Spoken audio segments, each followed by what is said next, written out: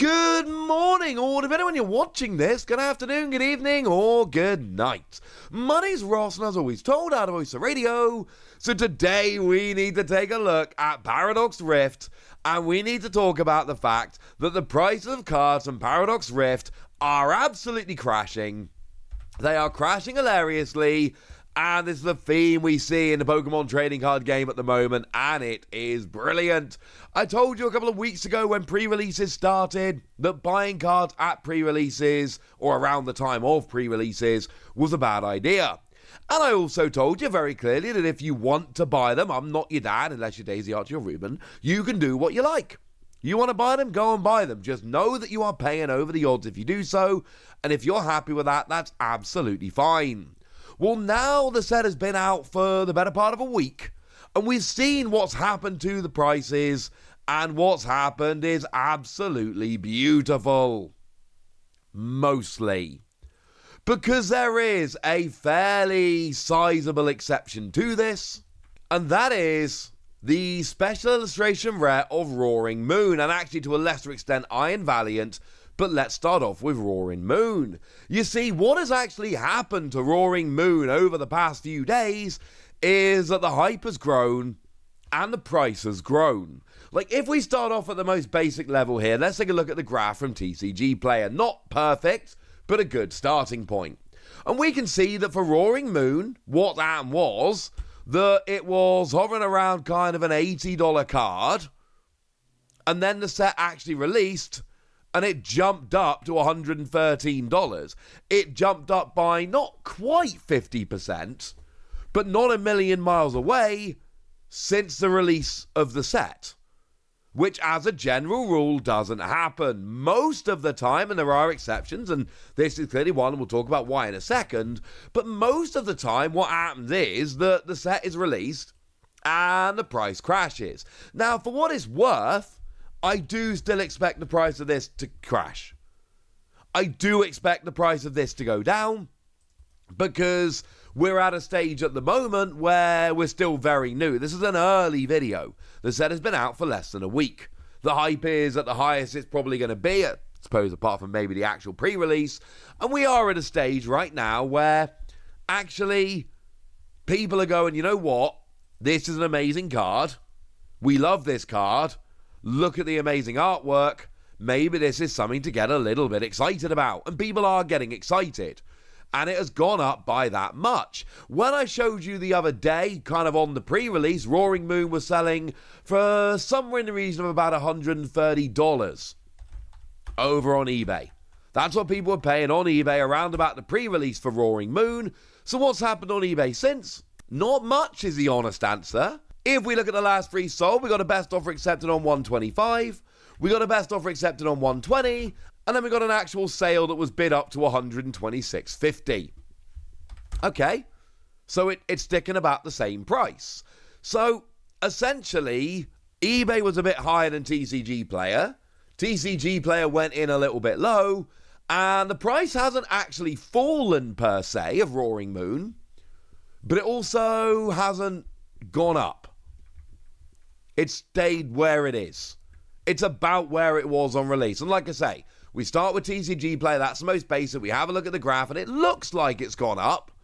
But actually what happened was that we saw it was about right on eBay. It was a bit too low on TCG Player, and they've gone and evened up quite nicely.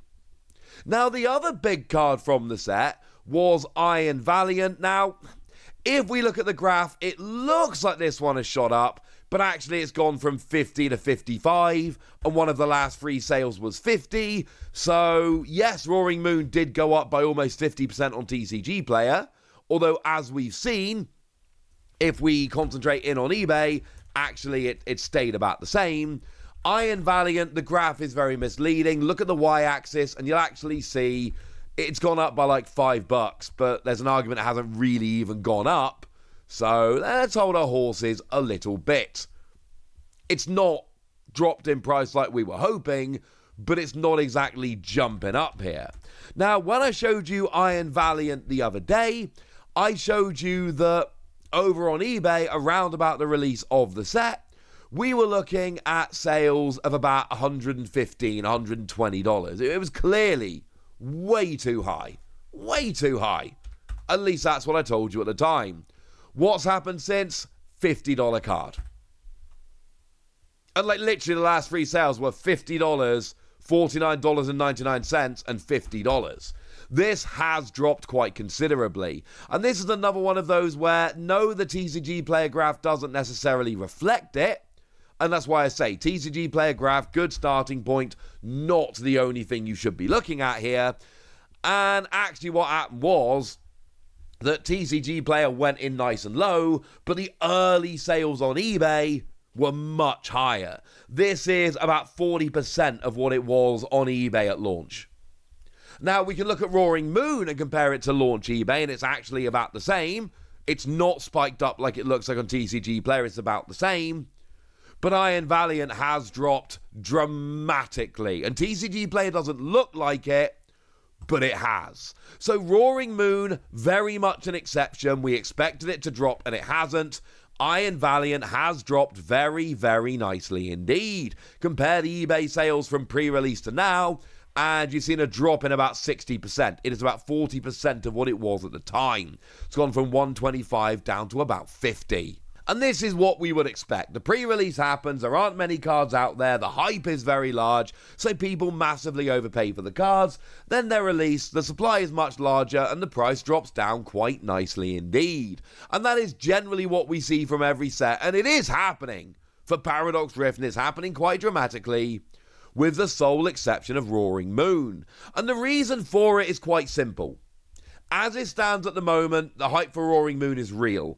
Over in Japan, if you look at the results of the early tournaments with this set legal, Roaring Moon is really showing out to be a very, very good deck. The lovely Omnid Joe, my longtime casting partner, has done great work over on Twitter, collecting results.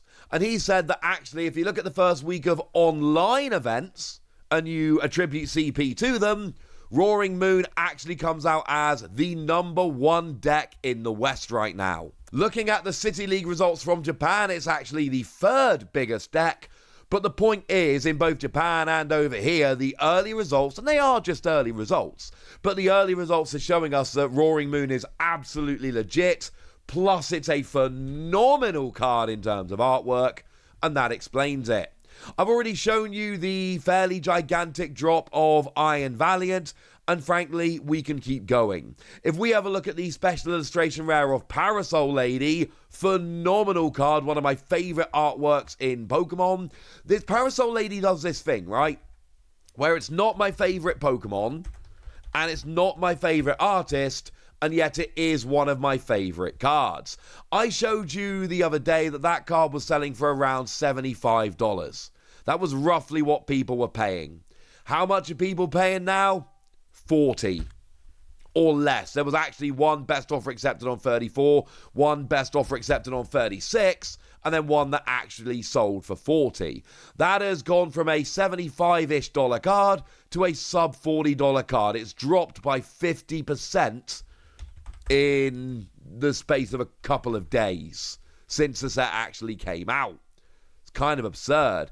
We can see a similar thing being reflected on TCG Player. Again, now this is something important to note for people looking at prices. There's a reason I'm focusing a bit more on eBay here. You'll notice again from Parasol Lady, they went in at $40. TCG Player for the past couple of sets has started listing things a little bit later, which means they're listing things a little bit lower and avoiding the big, ridiculous hype prices. And don't get me wrong, even by that metric, it's dropped from $40 down to $30. It's dropped by 25%. But if we look at the pre-release prices on eBay compared to now, that's where we see these real significant drops in value, except for Roaring Moon, like I've explained. The other one I showed you the other day when we looked at the ridiculous early pre-release prices was Professor Sada's Vitality, where people were paying in the region of $150. And yeah, they were best offer accepted. They weren't full sales. So we do need to bear that in mind. But even with all of that, it was still somewhere in the region of about $150, which is, I mean, I told you at the time it was clearly too high, right? I wasn't shy about this. I always tell you guys you're paying too much for these kind of things. What is it now? It is a $25 card. The last 3 sales were $30, $27, and best offer accepted on $29. This has had probably the most dramatic fall of all of them. And I've just shown you the Iron Valiant, the Parasol Lady, the Professor Sada's Vitality, and I've shown you the really quite dramatic falls that we've seen here. And this is something that is repeated across the board. I'm a good boy. I try very, very hard not to lie to you lovely people.